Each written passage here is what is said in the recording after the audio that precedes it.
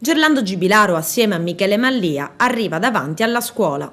L'ormai ex assessore ai lavori pubblici al comune di Agrigento, ma ancora consigliere comunale, è pronto ad entrare seguito dalle telecamere per verificare di persona l'ultimazione dei lavori realizzati a sue spese, con i quali è stato sistemato l'atrio e uno dei due bagni. Siamo all'elementare Manhattan del villaggio Peruzzo, ma per lui è scattato il semaforo rosso. Voglio ricordare solamente che i consiglieri comunali per statuto hanno un diritto, quello di ispezionare qualsiasi luogo che afferisce alla competenza comunale, ma nonostante questo ci è stato vietato di entrare.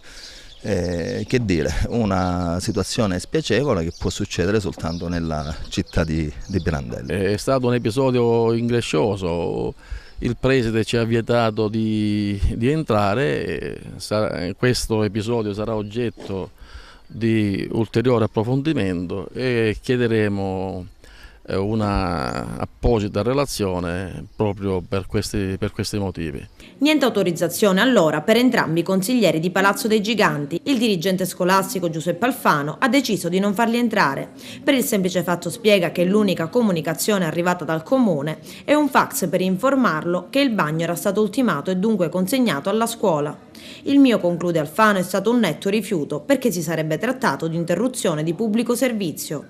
Adesso sto segnalando il fatto attraverso una lettera, scrivendo al sindaco Zambuto, conclude il preside Alfano. È una storia singolare quella che riguarda i servizi igienici della Manhattan, iniziata alcuni mesi addietro, quando la seconda commissione consigliare di Agrigento, che si occupa tra le altre cose di lavori pubblici, dopo le lamentele dei genitori degli alunni, effettua un sopralluogo alla scuola in questione. Il risultato è allarmante, i sanitari riescono appena a trattenere i liquami corporei e l'acqua di scarico. La commissione, attraverso il consigliere poi assessore Gerlando Gibilaro, chiede di intervenire, ma la risposta del comune di Agrigento è negativa, non ci sono i fondi, mancano le risorse per acquistare il materiale. Gibilaro decide allora di fare una donazione comprando a sue spese il materiale.